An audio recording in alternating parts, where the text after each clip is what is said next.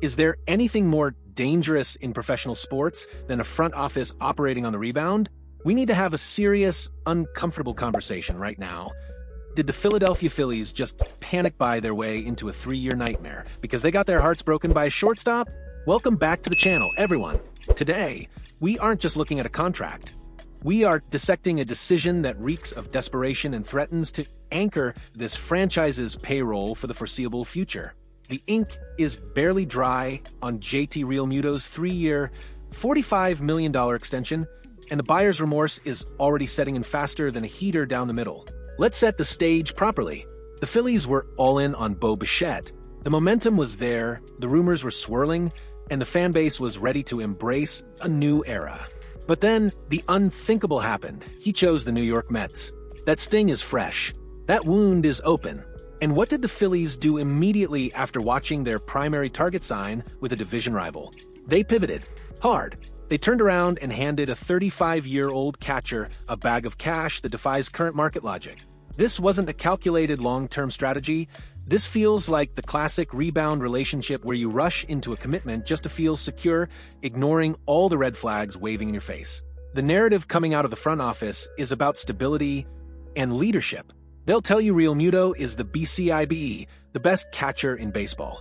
But is he, or is that a title from 2021 that we are still paying for in 2026? The reality is harsh. We are looking at a deal that pays $15 million annually to a player who is entering his mid-30s at the most physically demanding position on the diamond.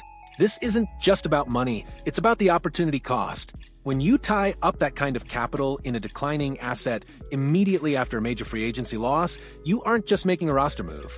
You are making a statement that you might not have a plan B. And right now, that plan B looks expensive, aging, and potentially disastrous.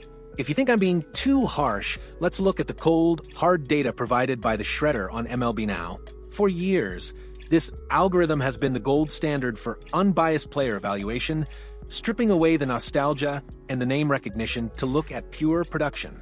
The verdict for 2026 is in, and it is absolutely damning for the Philadelphia front office. The top 10 catchers list includes names like Cal Raleigh, William Contreras, Will Smith, and rising stars like Drake Baldwin and Gabriel Moreno. Do you know whose name is conspicuously absent? J.T Realmuto. He didn't just miss the top 5, he isn't even in the top 10.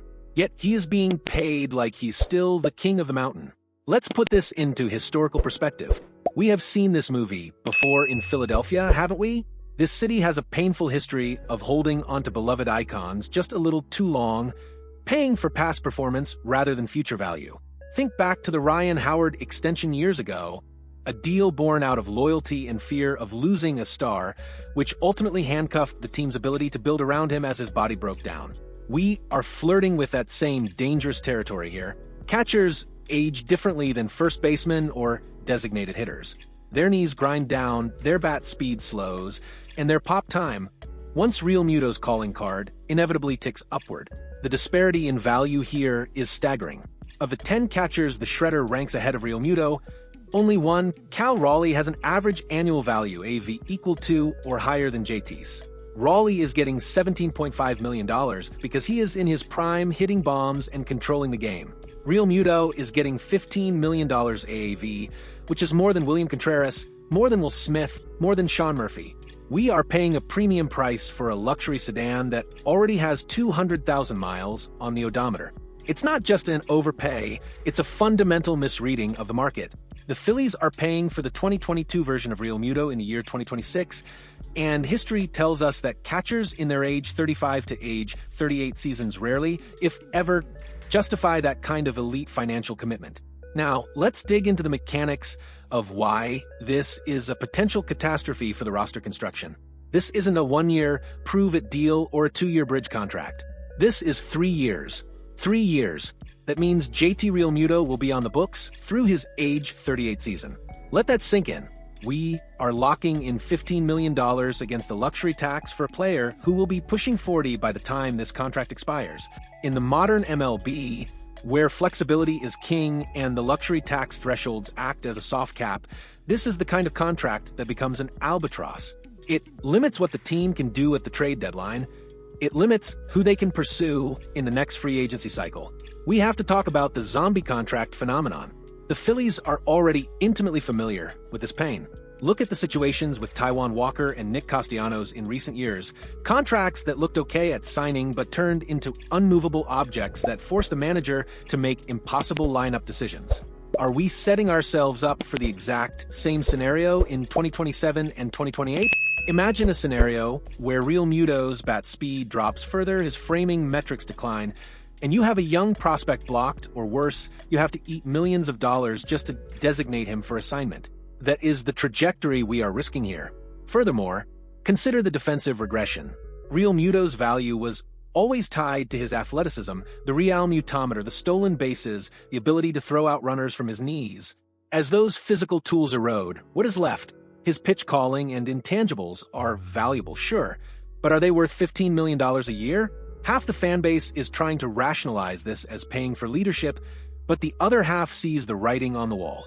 If the Phillies miss the playoffs by a game or two because they couldn't afford a bullpen arm or a bench bat because of this salary allocation, this contract will be pointed to as the smoking gun. It's a massive gamble on biology, betting that Realmuto is a genetic freak who can defy the aging curve that has claimed nearly every catcher before him. To wrap this up, we have to look at the reality of the situation without the rose-colored glasses of nostalgia. The Phillies missed on Bo Bichette, and in their scramble to maintain a championship window, they may have inadvertently slammed it shut on their own fingers. Paying J.T Realmuto $45 million over 3 years when he isn't even ranked as a top 10 catcher by the most respected analytical tools in the game is a mistake. It is a sentimental decision in a cutthroat business. It ignores the abundance of younger, cheaper, and frankly better catching talent currently dominating the league. We love JT for what he has done, but you don't pay for memories, you pay for wins. This deal feels like a bridge to nowhere. By the time we reach the final year of this contract, we could be looking at one of the worst value-for-money ratios in the entire National League. The front office needs to hope, desperately hope, that Realmuto can reinvent himself, perhaps transitioning to more time at first base or DH. But even then, the bat has to play. If the offense continues to dip, this contract becomes an anchor that drags the whole ship down. It's a harsh assessment, but in a league where efficiency wins championships, the Phillies just chose inefficiency. I want to hear from you in the comments right now. This is the debate of the week. Do you think J.T. Realmuto has enough left in the tank to justify $15 million a year until he's 38? Or is this a panic move that we are going to regret by mid-July? Are you happy they kept a leader, or furious they didn't spend that money on younger talent? Let it all out below. Don't forget to smash that like button if you appreciate the honest analysis, and subscribe so you never miss an update on this roller coaster of a season. I'll see you in the next one.